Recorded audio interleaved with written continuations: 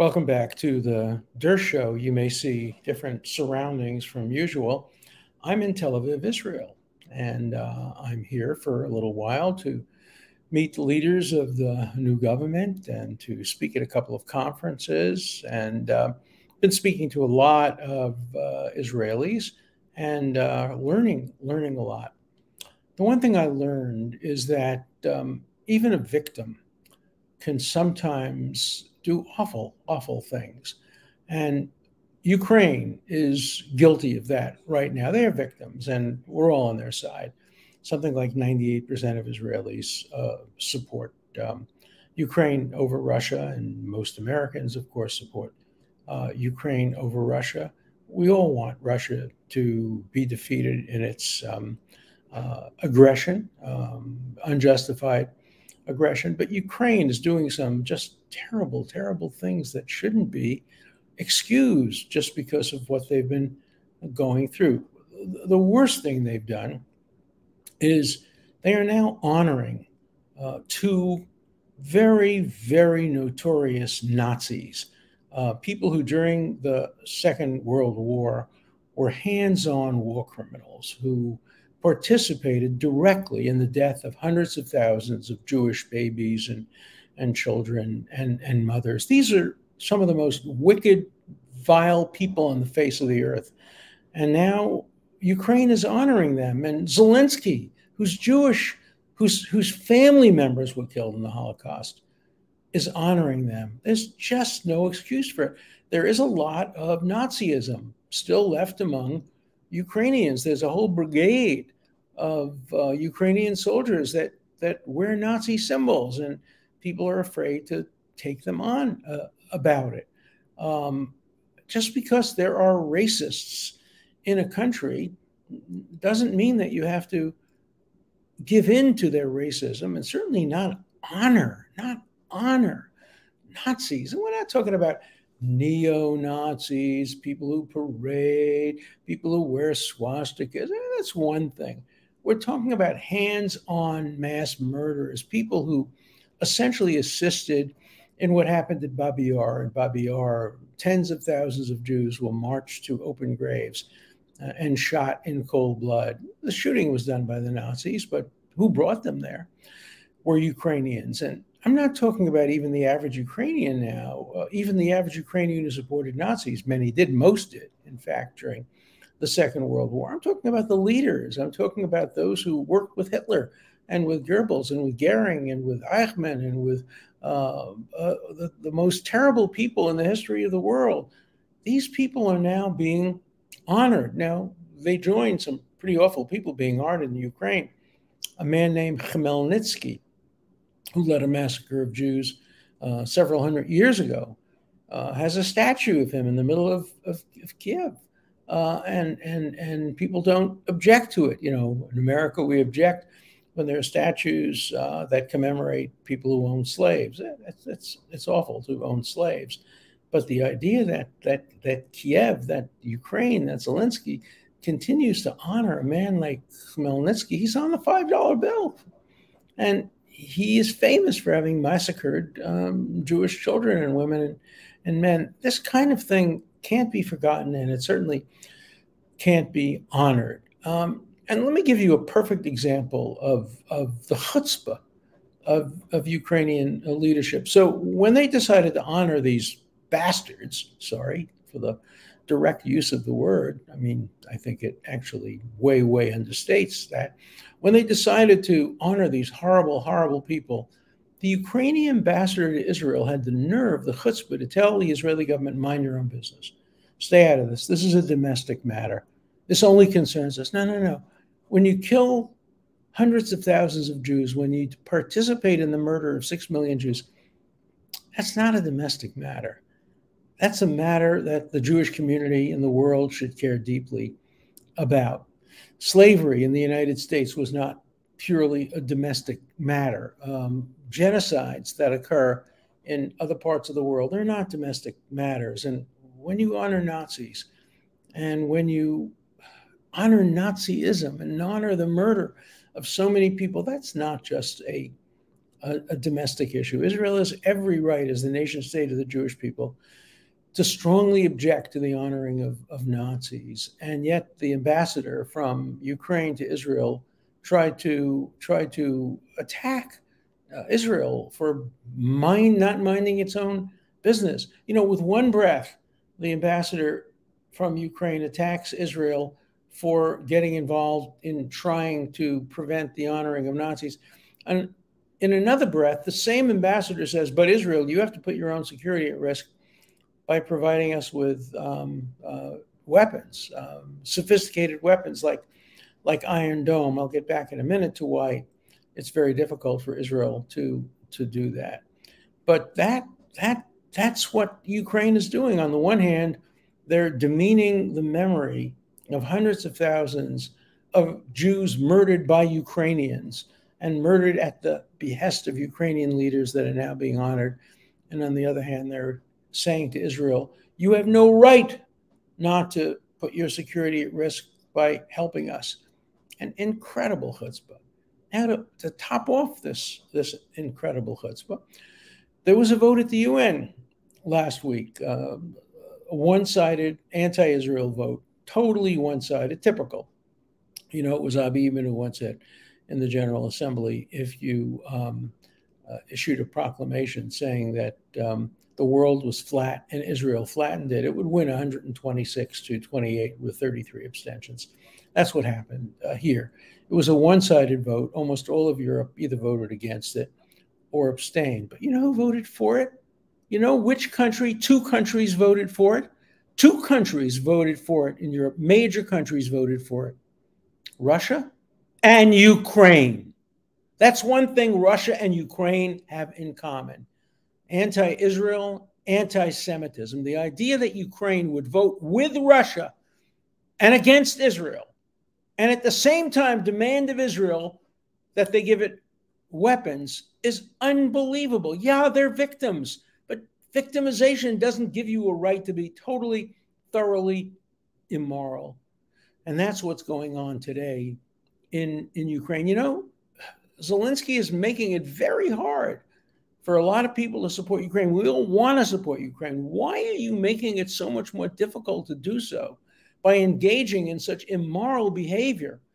It boggles the mind. Is there any rational reason why Ukraine should join Russia and most of the third world Arab and other highly left-wing countries in condemning Israel at the UN, while at the same time you're asking Israel for help?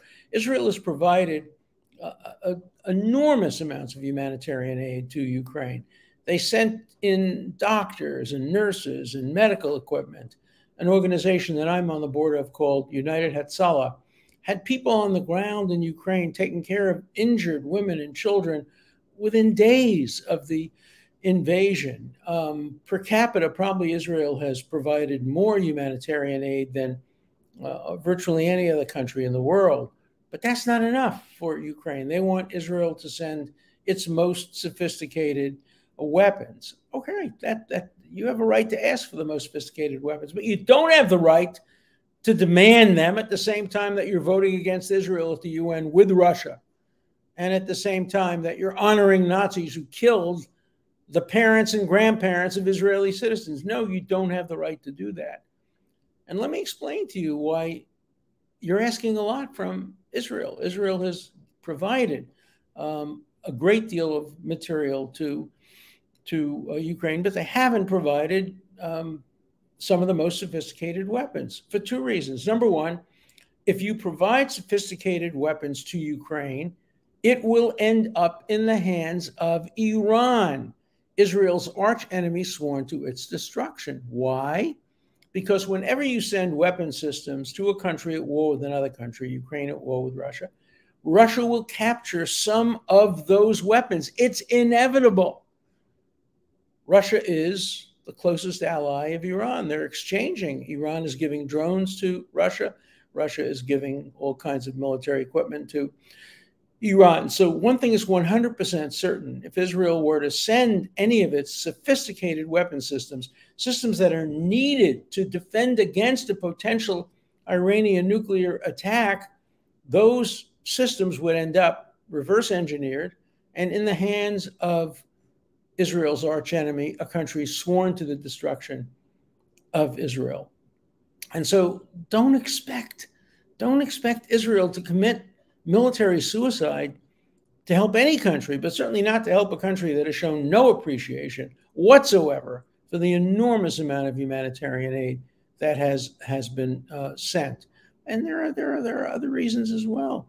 Israel is playing a very, very close game with Russia. Russia has some weapon systems that have not yet been deployed in Syria. Remember, Israel is at war with Syria, has always been at war with Syria. And Russia is now Syria's strongest defender, almost only defender. Without Syria, without Russia, Syria would be nowhere. They would cease to exist as a country. They really have ceased in many ways to exist as a country, but literally would cease to exist as a country. Russia provides air cover for Syria. Russia and Israel coordinate what Israel is allowed to do and not do. Remember that Iran is sending weapons via Syria to Hezbollah in Lebanon to attack Israeli civilians.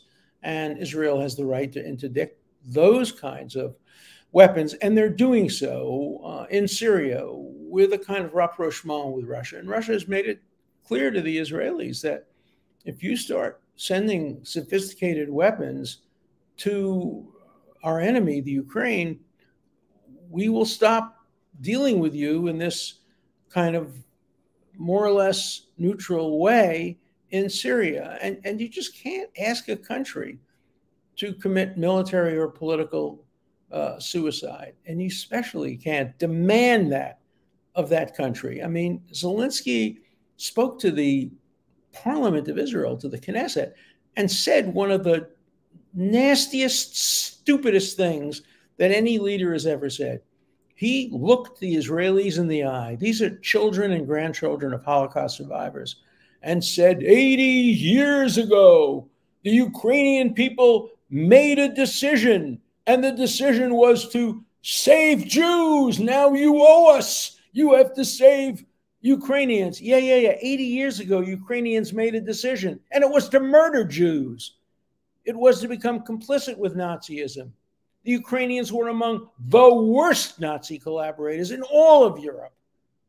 Ukrainian guards were the people who took people to the death chambers, the gas chambers in Auschwitz. Ukrainians murdered Jews even before the gas chambers on the streets of Kiev and on the streets of other parts of Ukraine. They didn't even wait in some instances for the Nazis to come. They just took advantage of the fact that the Nazis were on the way and murdered Jewish children, as they had over the centuries. So don't lecture Jews and don't lecture Israel about what Israel owes Ukraine. Israel owes Ukraine nothing. Nothing. Israel owes the Ukrainian people nothing.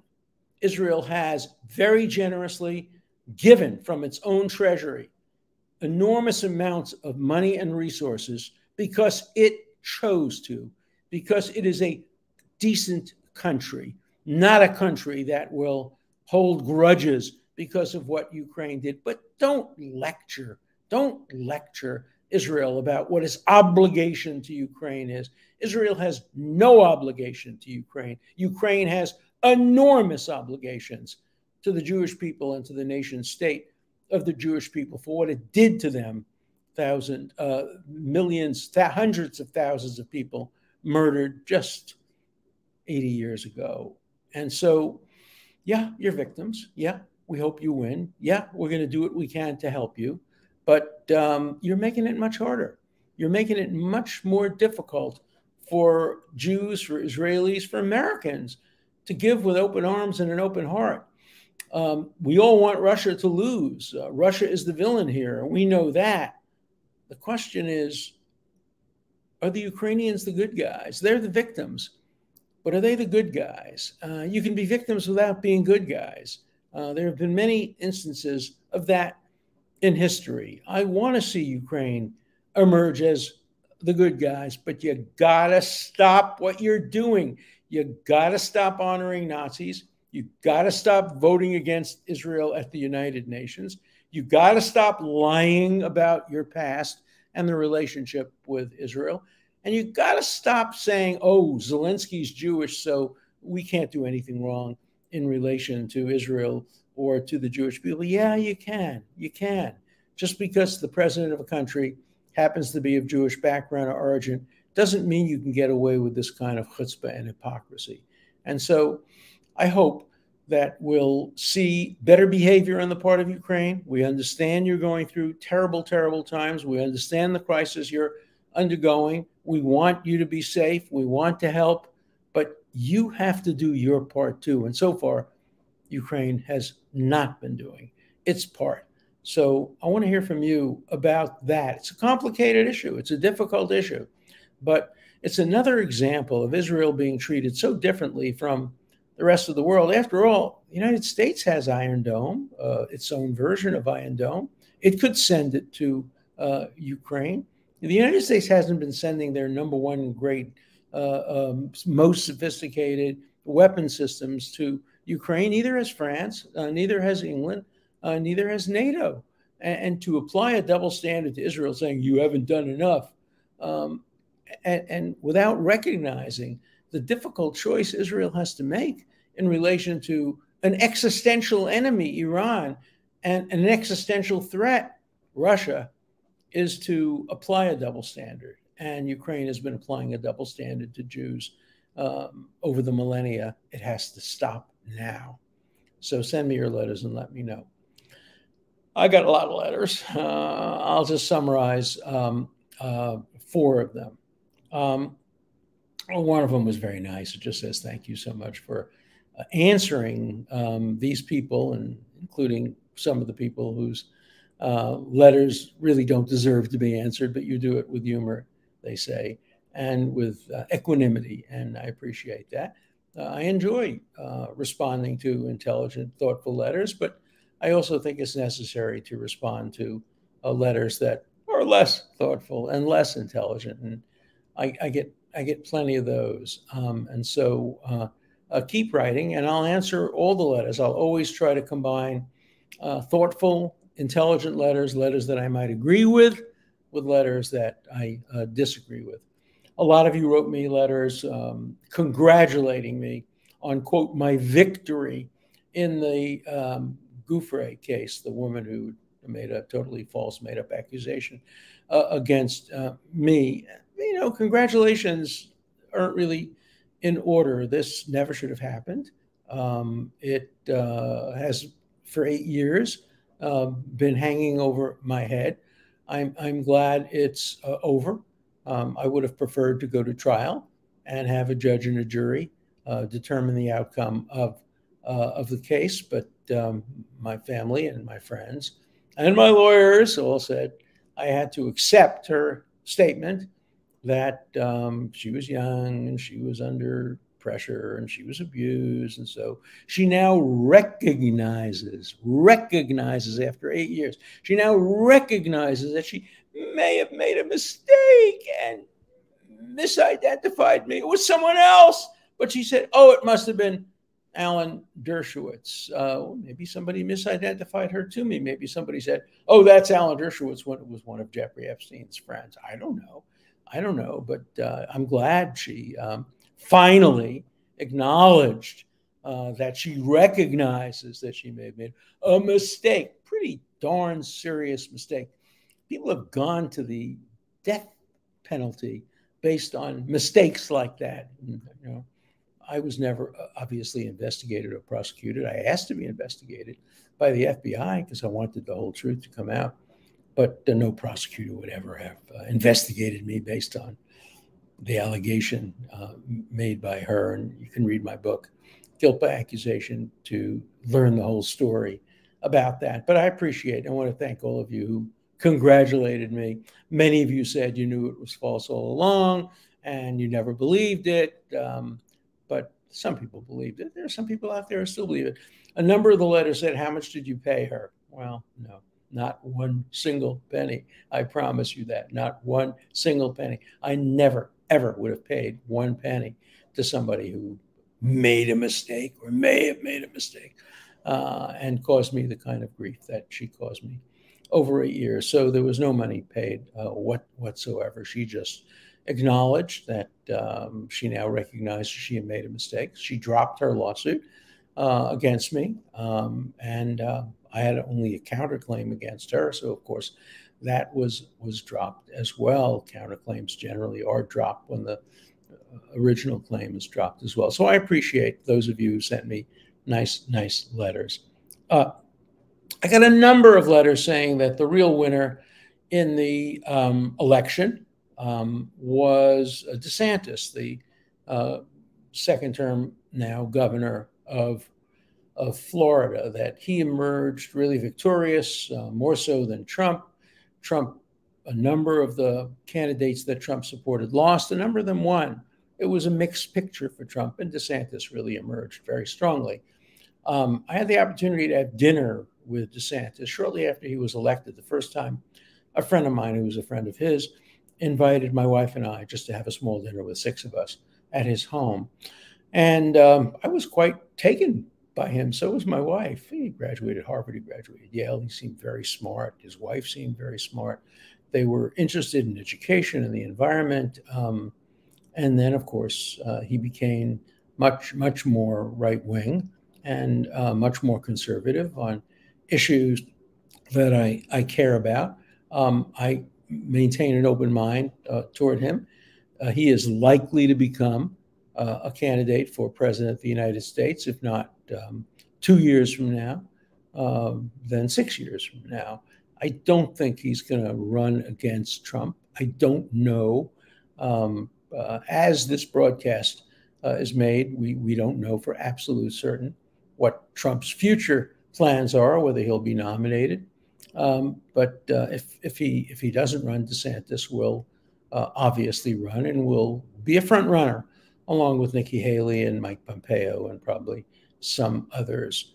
So yeah, DeSantis is a real winner in the election, and let's see if that winning streak continues. Trump made a veiled threat against him, saying, "Oh, if you run against me, stuff will come out that you'll be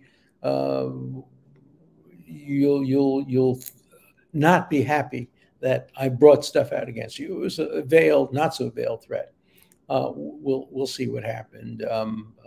Trump has been very tough on his opponents in primaries. Lying Ted and little Marco and name calling of that kind. So it remains to be seen what will emerge from the Republican Party. It remains to be seen what will emerge from the Democrat Party. Obviously, President Biden has said that he intends to run, but he has to have some time to talk to his wife and think it through. And my own view is that a lot depends on who runs for the Republicans. I think if Trump runs for the Republicans, Biden runs for the Democrats, and Biden beats Trump. That's my view. If, on the other hand, DeSantis runs, not Trump, then maybe Biden doesn't run, because then it would be a really youthful, vigorous 40-something-year-old against an 80-something-year-old. And he might think it better, and the Democrats might think it better to try to put up a candidate younger and more vigorous than to oppose a young and more vigorous candidate. I don't know the answer to that question, and over time we'll learn it. Okay, I got a letter saying the United States is doomed. It's over. It's only a question of time. No way. We've been through a lot of stress tests. Banks are put through stress tests. They're tested to see whether, if the worst case scenario occurs, they can still pay off their lenders. Obviously, the recent situation with cryptocurrency shows that they haven't put through stress tests, and there will be a lot of people who've lost a lot of money, including some pension funds and institutions, for betting on cryptocurrency, something I always had my doubts about. And There are a lot of people out there who don't like government regulation, and so they were in favor of cryptocurrency. Now they wish there was some government regulation. Obviously, in a complex area like cryptocurrency or stocks or bonds, you need some regulation. You don't want over-regulation, but you need some regulation, and I think that probably shows it. So the United States has been put through some stress tests. January 6th was a stress test. We passed it. We passed it with flying colors. The vote was taken. The vote was fair. Pence didn't give in. He stood by his constitutional obligations. We passed this stress test like we passed every stress test in our history other than slavery. We failed that test, and it took a civil war, not the Constitution or the rule of law, to undo the horrors of slavery. But in general, we've passed every stress test: World War I, World War II, the Korean War, the Vietnam War. Very divisive, very difficult, sometimes really the wrong wars. But we've passed the stress test, so we're not doomed. We're going to do just fine. I worry about the future. I worry about the young people today in college with cancel culture. I worry about them having an intolerance toward different ideas. I worry about them not believing in due process. They're our future leaders. But we have a system of checks and balances, and it manages to cause survival. Now, checks and balances, separation of powers are not means toward efficiency. When you have a divided Congress, one house by one party, one house by the other party, presidency in the hands of one group, the judiciary, at least the Supreme Court, largely in the hands of another group. It is not a mechanism designed for quick and efficient action the way the parliamentary system is. It was designed to prevent tyranny. It was designed to prevent a country from being doomed. And I think our system will survive, and I think our country will survive and maintain its status as the greatest country in the world. And the best proof of it is everybody wants to come here. The immigration issue. You can argue all you want about immigration, but no one can deny that it's the one country in the world that everybody wants to come to. And that's why we have immigration problems. That's why we have to impose some constraints on immigration, because we're such a great country and because everybody wants to come here. So we're not doomed. Related to that was the last question I'm going to talk about now. A number of the letters said, another stolen election. No, come on, stop using that fake analysis. There were close elections. There were some elections with some problems. As you know, I don't love absentee voting and paper ballots that are sent from envelopes that are not watched when you sign them. I have questions about some of the machines. I would rather see a system where everybody votes on election day with machines and backup paper ballots, except people who are challenged physically or in the army or away for good and sufficient reasons. But the norm should still be you take your kids to the polling station, you show them what an election is like, you talk about the American history and the Constitution. In some places, they allow you to bring your 6-year-old, your 8-year-old, your 10-year-old with you into the polling booth. You pull your lever, you mark your ballot. That's America. I wish we didn't give that up. I wish we didn't so easily succumb to the convenience of early voting, absentee voting. I don't like it. It helps bring out some voters, but it raises concerns. And concerns are right. But for people to continue to say, as many of my letters said now, it was a rigged election, it was unfair, there are no fair elections in countries, George Soros decides who's going to be the next congressperson and the next senator and the next president. These kinds of conspiracy theories, they're not going to doom the country, but they're certainly not going to help the country. And so I'll continue to report from Israel. I just got here. And so I'll get a better feel for the country, and not going to focus on Israel in my reporting. I'm going to focus on legal and political issues in America, as I always do, but I'll give you some insights into this great country, this wonderful country. I had a falafel for lunch today. You wouldn't believe it was so big. We saved some of it for dinner, and we just loved it. So regards from falafel land, and see you soon.